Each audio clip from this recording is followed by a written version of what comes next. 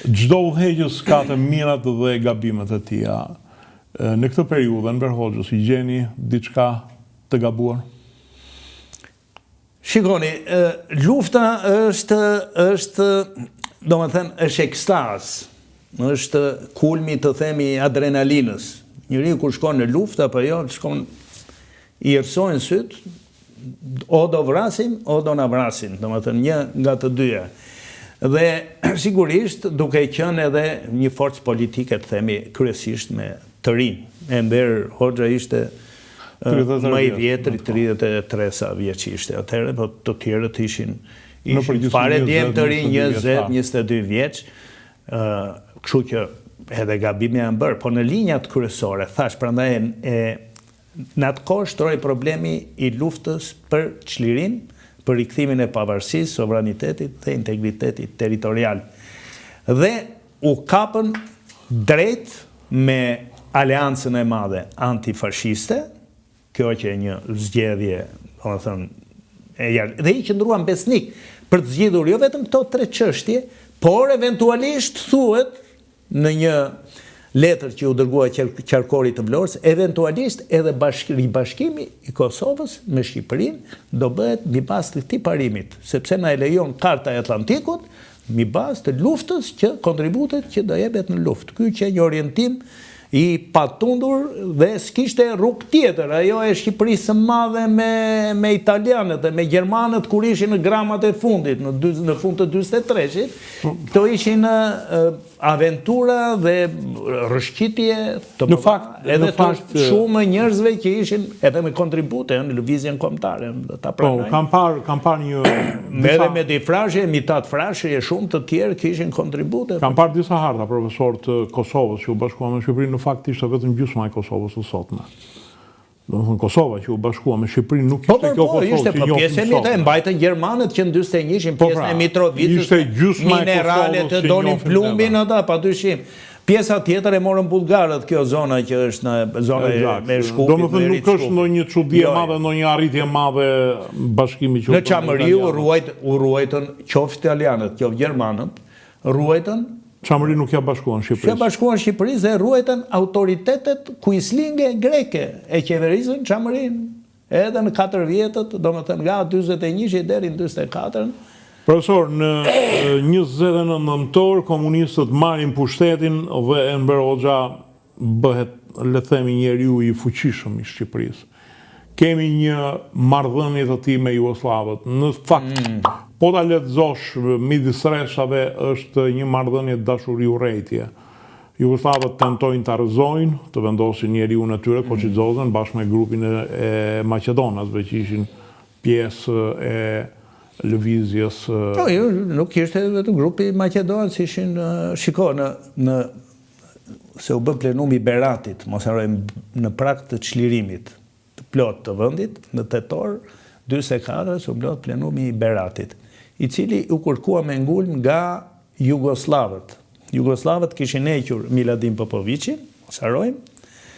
Ky tjetri kishte ikur më herët, i cili ishte dashamirës dhe kishte përqafuar plotësisht. Ishte vërtet, ishte malazez, edhe nuk dihet origjina e tij tani të themi. Por malazez, no, edhe një popull shumë afër nesh, ishte komunist, e thot vetë Mugosha, i cili nuk shkonte fort mirë me Miladinin, por e pranoi që një njeri sinqer dhe komunist internacionalist, domethënë ai në Shqipëri ishte, domethënë luftonte edhe për të vrarë si gjithë shqiptarët dhe ky pranoi çështjen e bashkimit të Kosovës me Shqipërinë, e bëri çështjen e tij bashkë me Enver Hoxhën. Dhe në Prag thash andaj nga vera e vitit 44, Tito e tërheq, i çon një letër, i thotë i ke rënë pozitat e nacionalizmit shqiptar dhe e heq nga Shqipëria dhe sjell Benimir Stojniçin. Stojniçi më agresiv. Kapi të gjithë ta drejtuesit, po them që ka Seyfullah Melishova, Liri Gega e të tjerë, Nako Spiron e të gjithë, dhe u organizua mbledhja e Beratit, e plenumi i Beratit. Dhe plenumi e Beratit ishte konceptuar një sulm direkt mbi Enver Hoxhën. Dhe dihet ajo që ishte programuar që të hiqej Enver Hoxha. Kritika jo në marrëdhëniet me Ballin, marrëdhënie me intelektualët, marrëdhëniet me ekstremizëm, e të tjera. Mirë po, Enveri ishte politikan që se hante që një shkopin. E la mbledhjen për gjysëm, nuk u morë vendimi, sepse duhej shkuar në Tiranë, i shliruar Tirana, tani populli priste, kështu që u la për gjysëm kjo. Dhe kjo ka qenë, do më thënë, të cilën ai e ka pasur dhe në 46-ën e Enveri, 2 vjet mas çlirimit, në kulmin e marrëdhënieve me Jugosllavin, shtroi në byro politike tezat kundër plenumit Beratit. Pas pak do shkonte në Jugosllavi për të firmosur traktatin e miqësisë. Në folloktueshme tjetër. Mirë po bëri në fillim këtë mbledhjen për rishikimin e tezat plenumit Beratit dhe ku dënonte ashpër ndërhyrjen jugoslave në plenumin e Beratit. Dhe e besoni që të gjithë anëtarët e byros e votuan kundër. Të gjithë. Nuk që puna vetëm e Koçit Xhoxhës, edhe në Akuspiro. Ky ishte një frymë jugoslave. Ishte një frymë, do më thënë, jugoslave, dikush e kish përdroj, dikush ndoshta ishte edhe komprometuar shumë me këto lidhje. Fakti është që Enveri i mblodhi ato, i futi dhe ridolen në 48-ën pasaj, kur me jugoslavët u prishën përfundimisht. Por, edhe kur shkoi në 46-ën, në Beograd, që e priti Tito këtu ku e kemi ne, ka një dokument të Komitetit Qendror Partisë Komuniste të Bashkimit Sovjetik, që janë votuar, ato edhe në Shqip janë votuar, ku ambasadori sovjetik në Beograd pyet ambasadorin jugoslav në Tiranë, që shoqëronte Enverin, siç është rregulli. Ambasadori i shoqëron kryeministat, presidentat kur vizitojnë vendin e tij, i vendit përkatës. Dhe e pyet, i thotë, si shkoi takimi i Titos me Enverin, i thotë. Dhe ky i thotë, ambasadori ka shumë keq, i thotë.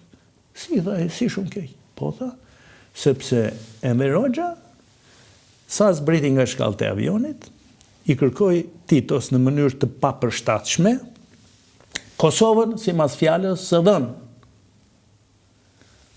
Dhe Tito ju përgjegja që nuk janë kushtet se kemi problem me nacionalizmin serb, e kështu do të presim dhe ca, por i ka shtruar realisht me forcë në 46-ën, e thon dokumenta. E thot Enveri, po Enveri se beson kusht, me thënë drejtët në asneve nuk e besonim shumë gjëra, edhe në njerë dhe nuk thot e fshe dhe na i të vërtet, ta themi ne si historian që e shojmë. Por ka gjëra që janë reale, dhe kjo për shembull kur ta thot ai tjetri, ambasadori huaj, sigurisht është. Dhe marrëveshja, ai kishte me vete në Akuspiron, sepse ai qëndroi 2-3 ditë në shkrovja të traktatin e miqësisë dhe iku. Ndërkohë Naku ai qëndroi për të kaluar në detajet e problemet ekonomike të traktatit e tjera dhe ndë një 3 muaj Naku. Dhe ambasadori sovjetik prap në Beograd e kap Nakon dhe i thotë, nuk po e nënshkruan ti traktatin, si është problemi, thotë. I thotë pjesën ekonomike. Unë gati jam, thotë, po s'më le Enveri nga Tirana.